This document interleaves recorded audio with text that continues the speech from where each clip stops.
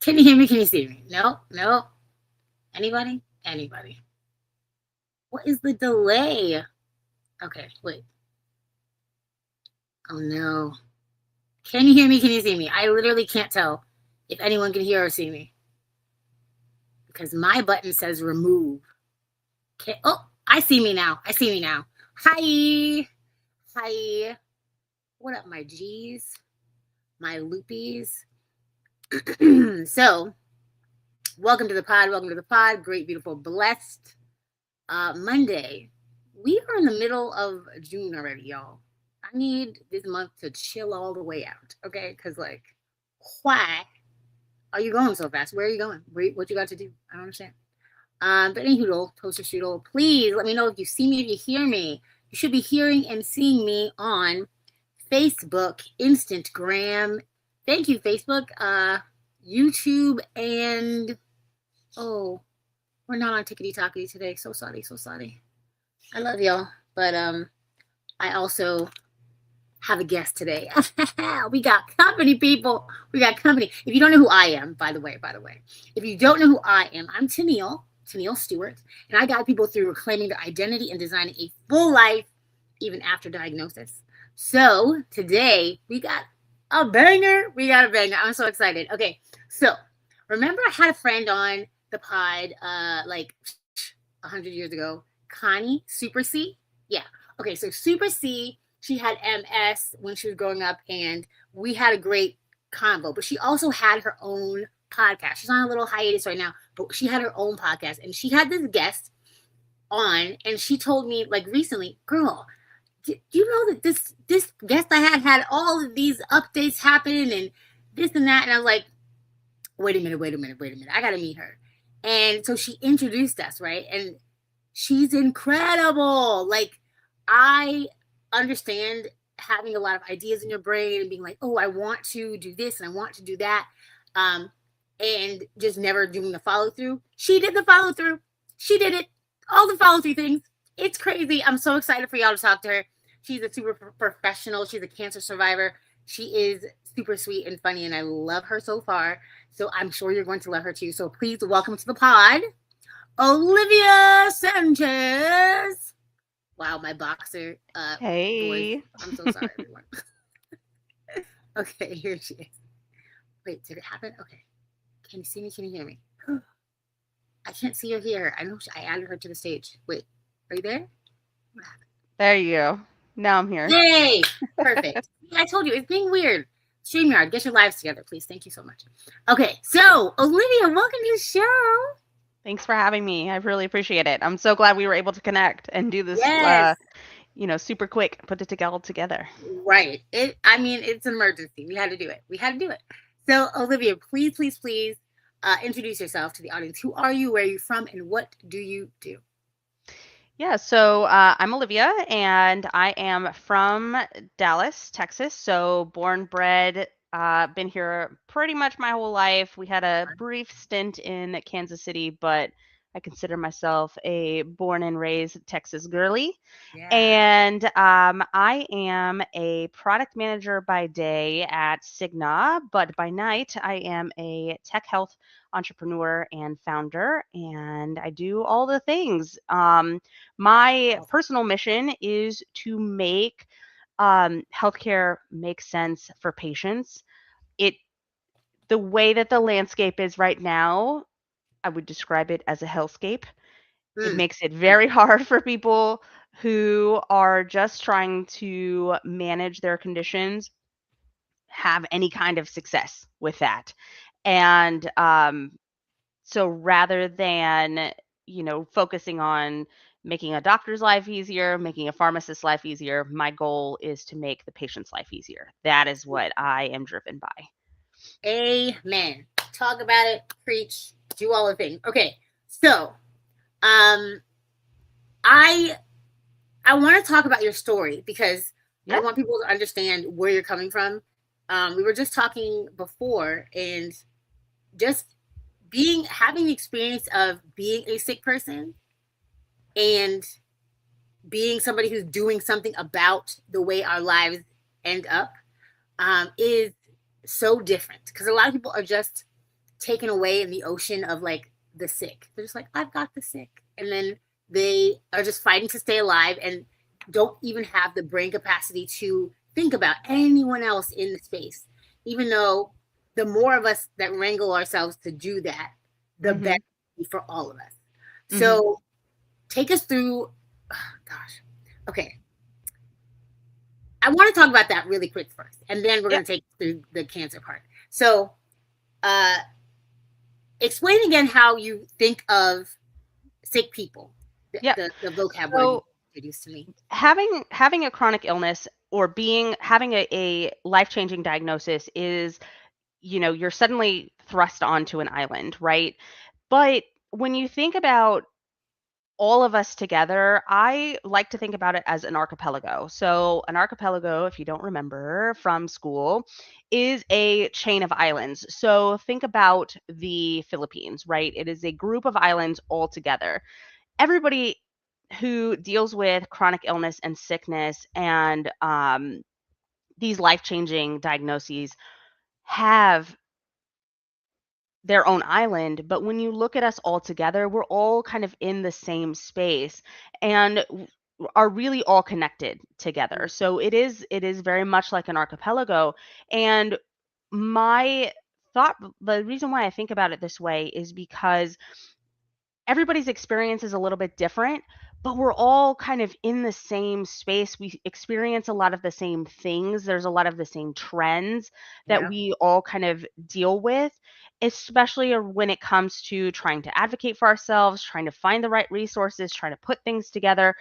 And so rather than thinking about like, well, my experience is my experience, I wanted to find the common threads between all of us and make it easier for everyone to manage their experience more effectively.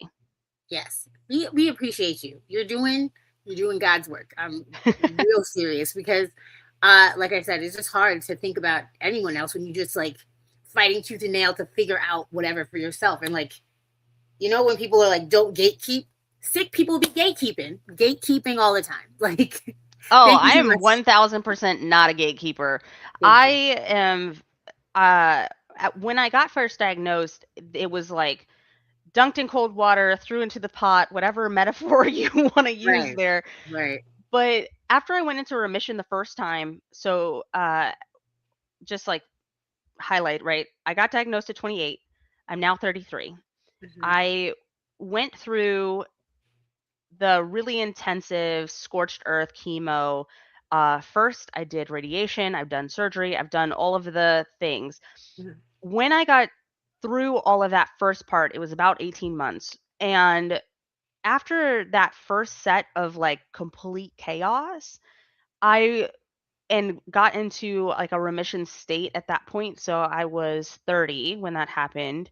Um, what I realized was that there was so much information that I had. And as I was starting to talk about it with other people, because they, would ask me, like, well, how are you doing? And all of that. As I started to talk about it with other people, I realized that there were people in my life who I had known since I was like conceived. These are like my mom's friends Yeah, who are like, oh, yeah, I totally had cancer when I was like, 35 and da da da da da. And like I had a mastectomy and this. And I was like, where was this information when I was doing the thing? Like that right, would have been really helpful to right. know how to manage this kind of stuff. And so I started a blog because I was like, I'm going to write all this stuff down because people need to Yes, know about the good, the bad, the ugly, here are the products that I use. I get a lot of questions from my blog about, hey, my friend just got diagnosed. What kind of, anti-nausea medicine did you ask for? Those types of tactical questions, but yeah, even stuff like, I get heartburn really bad at night. What type of pillow should I order from Amazon? right, And I have like a list of recommendations, and all of this type of stuff would have been really helpful when I first got diagnosed, because then I would have felt more prepared. right, Um, right. They give us and a list for so everything else. Everything else. yeah, When you're sick, they're just like, I don't know, take this drug and like be fine. But like you go camping, they're like, this is your checklist. They're like, this Exactly. YouTube videos everywhere for travel hacks and like bring this and that, or like fashion. Like there's more sick people than fashionable people. There's more Mhm. sick people than people that are going camping. There are more sick. Our community is bigger. Y'all need to stop gatekeeping. We appreciate you, Olivia. Yeah, and I'm like, one of the major like milestones that I really talk a lot about on my blog and just like in general is the first time I lost my hair. Like I Mm, talk about how traumatic that was. Like mm, what did I do? Um like how did I like prepare myself? And then when I found out that I my cancer came back, I really was like I spent a lot of time talking about and thinking about, I'm going to lose my hair again. I just got it back and now I right, get to lose it all again. right, So, taking the things that I learned previously, I wrote them down and now I'm like sharing that with other people because there's just so much stuff that goes on with being sick and having these diagnoses that we don't talk about. And then it makes it really hard for people who are starting to, go through this and find information about how do I deal with this thing that's like brand new. right.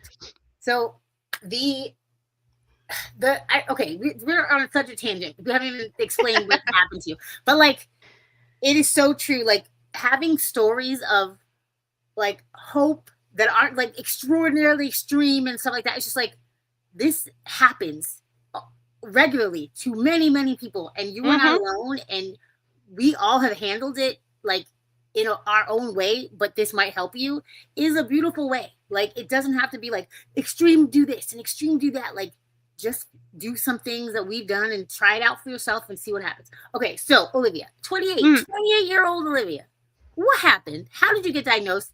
Where did that come from? I was 28.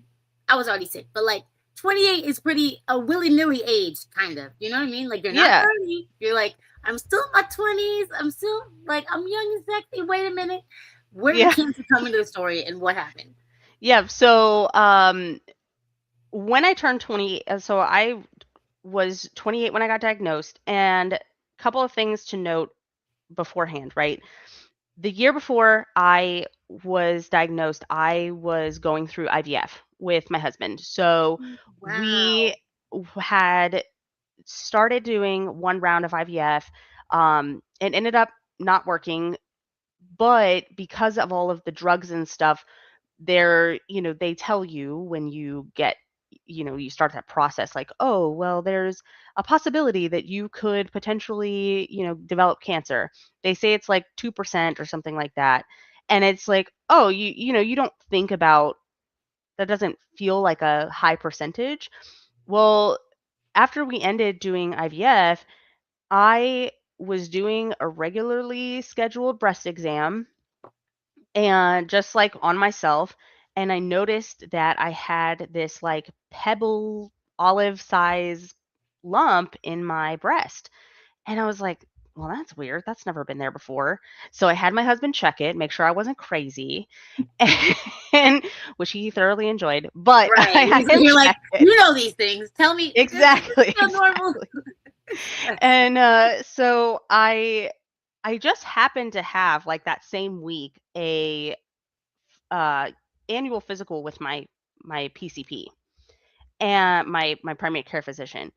And I just brought it up during my exam, like, hey, I found this like weird spot. Do you think that it should be something that I should be concerned about? And she was like, absolutely, we need to go get this checked right now, today. I'm wow. gonna call and get you scheduled for an appointment to get a mammogram done and do all of the biopsies and all of that stuff. Fast forward like 2 weeks, or like a week later, I've had my biopsy done. I've had my mammogram done. My doctor calls and says, "Hey, I need you to come in because we need to have a chat," which is like code for there's something terrible that I cannot tell you over the phone. Right. So It's akin to we need to talk. And you're like exactly, in a relationship. exactly. Yeah. So just overarching testimony right here. Did you hear the lesson in that little bit of the story? She had a regular scheduled uh, primary visit scheduled already. She was doing regular self exams on breast exams, as Mm-hmm. you should. And look at her being a responsible young adult. Hello, are we doing that, people? Are you taking notes? I need you to Yeah, do this. don't wait till you're, they tell you like, "Oh, well, you need to get a mammogram when you're 40." Don't wait. Like Right, if you are a person with boobs, and even some men like, I think everyone should just like know their body, right, in right, general, but right. like if you are a person with breast tissue, you need to make sure that you are checking on the regular. Know what your boobs feel like. Know, if you have a partner, they definitely know what it feels like. So Right. have them check. That's Like so smart. That's so smart. Hey, look at this. Do you remember this being here? I don't remember. exactly. Like that's basically what I did is I just asked him like, I don't remember this being there a couple months ago. Do you like has that always been there? Am I crazy? And he was like, "No, that's new and Yeah, that's weird. yeah. You should definitely talk to your doctor about Go, that." husband, go. Thank you, husband. Okay, so you get the biopsy, you wait, you go into the appointment to talk about it because they Mhm. don't want to tell you over the phone. Not a great sign, not great, but here we go. Yep. Yep. So my husband and I happened to be off that day. So we went into the doctor's office together and um my husband is a Cancer uh star sign, so he's very emotional Well, my dad is and a he Cancer. was very upset about this diagnosis because my doctor was basically like, "Listen, it's cancer. This is the next steps. Here's who I'm going to refer you to." Um He's very, very upset. Like he tells me regularly, like his first thought was, uh, my wife's gonna die. Like Oh that my was his god. first thought, like immediate jump to the worst Yeah, possible that's very conclusion. Cancer. Very Cancer. My dad was a Cancer. He's named like it's an emergency. Yeah, Yeah. And yeah. so, me being the Virgo, I'm like, okay, let me grab my pen and paper and like let's take notes. What are we doing first? What is step one? Who do I need to call? Who do I need to talk to? Like that was, the my route of handling it, like less Queen, emotional, much queen. more like tactical, focused, strategic planning. Yes, we love that for And you. I mean, that's basically what kicked off the whole thing. So you're first and foremost, you were just like brain. You were just like, we're gonna figure something out. That it wasn't Mhm. like no panic. You were just Bruce Lee, calm, still, very like zen. I mean, I definitely had some panic, right? Like, don't get me wrong. I was definitely upset afterwards, but my first inclination is and has always been, okay, that does not sound good. Let's make a plan. Like that has always Mm, been the way that I handle things in like just in life in general. And which served me very well in this, new way of handling things. right. But I think the other part of it too was with my partner, with my husband, it is very much like only one of us can be emotional at one time. So Mm, he was being really emotional and I needed him like it's like, okay, yeah. you're gonna fall apart. I cannot fall apart, right? Right. And Okay. what we've done like through this whole thing is we've kind of switched back and forth, right? So if I'm dealing with a lot of really hard stuff, which, dealing with the hair loss was really the hardest part, like the first big hurdle for me. Yeah. But then Yeah. dealing with, the ongoing symptom management and stuff, when I'm falling apart, he doesn't. So it's very much like we had to figure out what was going to be the right balance because only one of us can fall apart at once. We can't both be falling apart. Mhm. And I feel like that's the same for a lot of people with chronic illness and have partners. Like only one person can have a meltdown at a time. Right. Put in the comments, y'all, if you are in a relationship or a partnership of some kind where only one of you has chronic illness, is that true for you? I'm just curious. I just want to Yeah. see the numbers. So put it in the comments, even if it's for the replay. I'm really curious if that's true. I well when I first was sick, I was partnerless, but then when I had like medical journal flare up, I had a boyfriend going into that flare up. I did not have a boyfriend leaving that flare up. He Mm. could not handle it. It was Mhm. meltdown time, and broke up with my mother. Like, hey, can't do this. Let her know when she wakes up. Okay, thanks. Yeah. So I feel like that could really be true. So you find out you're making a plan, and like for me, after diagnosis, that like the interim to where I kind of got my footing was just like whirlwind, whirlwind, whirlwind, appointment and thing, and blood and like, what was that like as a 28-year-old? I promise you, I would be like a baby. I would arms above head, screaming and running. Like I would not be okay. So, what? How did you do that? Yeah, so the cancer center was actually super helpful when it came to this, right? So the cancer center that I went to, which is Texas Oncology, they have a binder that they give you on your first appointment that includes resources related to your diagnosis. They have in there like a planner, like they've got some resources available. So it kind of gives you a place to capture your thoughts, start that kind of thing. Um, so that was helpful, right? Like that was definitely a helpful starting place. What I found was is that it was a lot of generic information. So a lot of like, um, here are the 15 things that could potentially happen. Mm-hmm. Um, and when they talk about, here are all of the medications you're going to receive, it just feels like it's a laundry list of stuff. And as you're reading through a lot of this material, one, it's not in regular people speak. A lot of it Right. is written out for medical professionals, It's nurses, medical doctors. needs. Medical Hmm. needs. It's Yes, not for everyone. definitely. And I spent probably the first, so I got diagnosed when I was 28. I had my 29th birthday, which was like on a Wednesday in September. So it's now been like 3 weeks, right? Mm. Oh my God. I In that 3 weeks, I got a port put in, a Metaport. I had an appointment with my surgeon, and I started chemo within those 3 weeks, right? So Well, I happy literally birthday to went you. Wow. from 0 to, like, A a million. Uh-huh. Yeah. 1,000. Yeah. Yeah.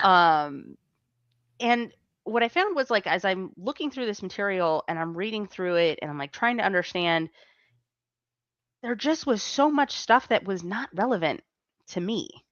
It was like, here are some general guidelines and here are some general ideas and here's, 5 things that you can do to alleviate nausea, none of Right. which worked for me. Right. Um, and trust me, I tried. So Yeah. I It's like had to desperate find. trying to the spaghetti at the wall thing, like whatever sticks, let me try it. But also, if you are in the 2% of people Mhm. that would acquire cancer after going under IVF, wouldn't you think I'm going to be a little unique in my needs and methods and that kind of thing? Like, it's so crazy that doctors are just like, well, it's what the book says. So here, take this. Like, it's so ridiculous that they don't think of like the exceptions to the rules because there's so many of us. Every Yeah. time something happened to me, they're like, oh, that can't happen. That's never happened in my 87 billion years of practice. I was like, I don't care. My body's doing this right now. Fix Yeah. me right now. So, Yeah. okay. It, So you turned and 29. that's been like my whole journey too. Is like, so not only did I so the standard for the type of cancer that I have, right? So breast cancer has different classifications and there's like different types and ways of treating each type. Mm-hmm. The type of cancer that I have is different because it is more aggressive, it's more difficult to treat. It Mm, also, fun fact, appears in Hispanics at a higher frequency than any other population. So it's it's triple not negative fun. That's breast not cancer. fun. No, don't like Yeah, that. triple negative breast cancer. If you're Hispanic, definitely like pay attention to that. Um, so not only does it make it harder for me to treat, it limits the amount of options that I have, but I also developed an allergy to their quote unquote standard protocol, Oh and I no. had to go on an entirely different journey than what the quote unquote standard is treatment wise for triple negative breast cancer. No. So then it's like, well, why did you give me this book? Because none of this like is relevant to me anymore. Because now I'm like, not only was I on 2%, but now I'm like in the 0.2% that has this Right. allergy. That is crazy. And oh my gosh, I need more people to know this. Like in the medical field, people who are sick, like just because they say this is the standard, whatever, the bippity Mhm. boppity and the boopity, I don't care. Like, don't let them tell you like this is the only way because there's always another way. Because Yeah. nobody, we had a comment and says, you meet one person with chronic illness, you meet one person. No Mhm. two are alike. It's so true. Like everyone's sick, and everyone treating the sick has this attitude of like, oh, well, that just happens to them and this is how it works by the book. There are no textbooks that are on you. When you were born, you are different from every other sibling. I don't care if you are a Mhm. twin. Things are not going to happen for you exactly the way that it happened for someone else. The only thing we have in common is being able to have hope, being able to be proactive, being able Mhm. to have community. So y'all get on that. Get on that. So you go through this, it's moderately traumatic, but you're taking notes. You're Yep. taking notes. Yep. And I tell everyone to take notes all the time. Are you listening? Are you listening? Take notes. Take notes. Take notes. I don't know if you know that song, people. If you are a what is that, early 2000s child, then you would know. But so you took notes, and when did you decide to make this an app situation, or like what prompted you to go into this part of the situation? Yeah, so a couple of things that kind of prompted me to go into it. So like I said, my cancer reoccurred, and the way that we found it was because I kept developing pneumonia and Mm, pneumonitis, which mm. pneumonitis is inflammation in your lungs. Wow. And what happened was they did a scan and they noticed this spot on my lungs, and it was a reoccurrence of my original cancer. So it was like, okay, well, that's weird. And it meant that I needed to go back on, start undergoing treatment and stuff again. Um, and what I found was is that my notebook that I had been using to like track my appointments and make notes and all that, not only was it getting empty, right? Like I was running Mhm. out of pages. Yeah, yeah. But also I couldn't share it with my parents easily. Um, we had a couple of emergency like medical situations where I had to be rushed to the hospital and I was not able to bring my materials with me.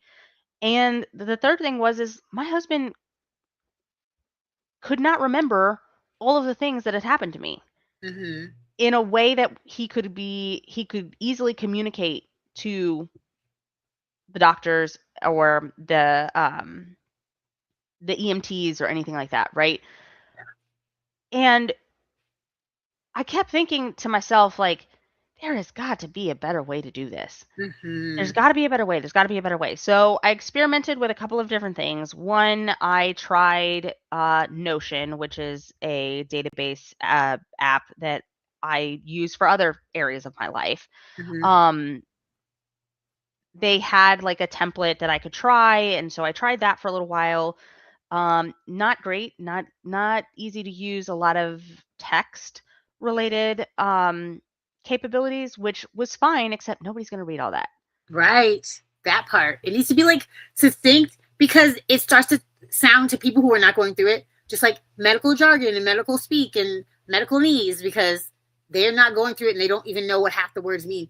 And in an emergency situation, Yep, your husband, your loved one, your mother, your whatever, gets to be able to be like this, bullet points, dot, quick, easy. exactly. Yes. Exactly. So I started drafting out on paper, like, okay, well, if I was going to put something together on my phone, what would that look like? Right? Like, what if I was to build an app, what would it look like? And I do this for a living at Cigna, and I've done it for other places too. Um, and so I started drafting out on paper, like, okay, these are all the things that I would want to do. And I was talking to a couple of other people about it. I was like, oh, I just have like this general idea. I think it would be kind of cool, da da da. And they were like, do you know who would really benefit from that? My mom, Mm, my auntie, my child. Like yeah. all of these, I started connecting with all of these people in my life, and they were like, oh, yeah, that's like a great idea. Why doesn't that exist? And as I was doing, market research, what I found was that there are apps that do this work, but they don't do it well. They're either Mm, doing one of two things. They're either going real hard into the data, right? So, lots of, think like your, Apple Health Watch data on steroids, or they're going into a lot of like touchy feely, this is how I'm feeling today kind of thing. mhm, There wasn't really anything in the middle that was focused in on finding the connections around your data and what you're experiencing day to day, but also having a place where you can keep information that would be critical for an emergency situation. right. You have, what I was finding in the market was like, well, here's an app that holds just emergency critical information, and here's an app where you can track your symptoms, and here's an app that does this other thing. And it's just like, there's too many places to Mm-hmm. do all that. And as somebody who is sick, there is a limited amount of brain capacity, energy capacity, thought Mm-hmm. processing ability that Hmm. I have. Talk about it. And it's like, okay, am I going to expend how much of this, limited battery that I have available am I going to spend on this Right. and still do all the other things in my life, like manage my household and, spend time with my husband and take care of my Literally pets and my anything. Like, plants and like feed all these other yourself. Like, things. there's always some kind of, I don't even want to say sacrifice because you're getting something out of it. So like an It's a trade-off. investment, an investment of your time and energy. When you have a chronic illness of any kind, your energy limit is a hard stop. It's Mhm. not like we can just pass through and just no. Like if I need to be horizontal, I'm horizontal. I've done Zoom classes that I've taught or been in that I've had to be laying down because there was no possible way for me to be sitting straight up. And it just is what it is. Like Yep. you accommodate what you must do, what you get to choose to love to do to keep your life going. That's what people don't understand. They're like, oh, just, use this, a little bit of that, and try this, and da, da, da. Like, yeah, I'll try all the things. I will investigate all the things. But Sure. my energy and my capability is at a hard stop. Like, I'm not Yeah. going into a flare because you want me to, like, you know, figure out 3 apps to make one thing work. So we're grateful for you. Thank you, Olivia. So that's kind of where, like, that's where this idea and for health harmony is born from, is out of all the things that you have to do to manage your illness and manage your life, right? Mhm. How can I put all of that together, make it make sense in layman's people terms, and then turn it into something that I can use to support conversations with my doctor, right? Right. So, one of the key features that I really built the app around is this check in module. The check in is basically three things: how are you feeling today? And what is your energy level? And those are two different things, right? Yeah. So, two different things. What's your energy level look like? And then, are there any notes that you want to add about today? And the app is designed to pull all of this data together and start outlining for you trends of like, here are all the things that you have put into this app, and there's, some trend data that you probably want to start looking at with your doctor. So Right. for example, one of the things that I found out is that it's because of the medication that I have to take, I developed an allergy to bananas, which is like weird and random and like not in any of the literature that I've Yeah. read about my condition. Same. So, um, what I noticed was is like and smoothies in general, right, as somebody with a chronic illness, like, sometimes that's, like, the easiest thing that you can eat in a day. Yeah, yeah, yeah. And And it gives a good texture. Like that's a given that I put that in a smoothie. It's like it's a good calorie boost mhm, when you have like a need, and it makes the smoothie like creamier and whatever. Like it's a base of most smoothies, honestly. yeah. So, I developed this allergy, and what I noticed is that I would, drink this like, I would drink the smoothie, and then I would end up with hives, Oh and my I god. was, like, not making the connection until I, like, started, like, writing it down, and then I took it to my doctor, and he was like, "Oh, yeah, this," like, "Oh, okay, well, let's talk about it," and he was like, "Well, what medications are you taking, while you're doing this?" And so we started looking at my medicines. Come to find out that some of the cancer medications that I take have the potential for you to have these allergic reactions to potassium. Jeez. And that's not Didn't even know that. the highest potassium food, which is so interesting. I know like that's the one that everyone has pushed my whole life, but like as a food major, like that's it's not the highest potassium, but like it's the one that people I guess probably eat the most regular, maybe. Right. Um so yeah, it's such weird symptoms and weird like what in the world? Like why? How? But, like, that's stuff that you would wanna have, like, documented in your app, right? And you can start the idea would be, like, you could start noticing these types of trends and then be able to show your doctor, like, on a piece of paper or on Mhm. your phone, "Here are the things that I am doing in between the times that I am seeing you, and here's what's happening to me."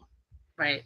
Right. This is about you as the patient, not about, well, everyone that we've ever studied does this, and everyone that we've ever, like, the literature all says this. It is about you as the patient being able to say, I understand that this is what the medical textbooks say, and, like, I get it, but this is what I'm experiencing. This is what I'm doing. This is the data that I'm using to back up this information, and I need you to listen to me about this. Yeah.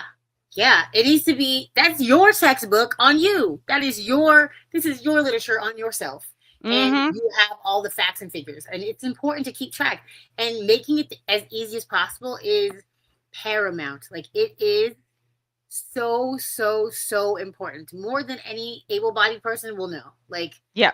yeah, the push through is not it's not available for us the way it is available for y'all. Y'all healthy people, get off your behind, do something exciting because we have a hard time doing it. Thank you so much. I don't know if that was mean. I'm sorry.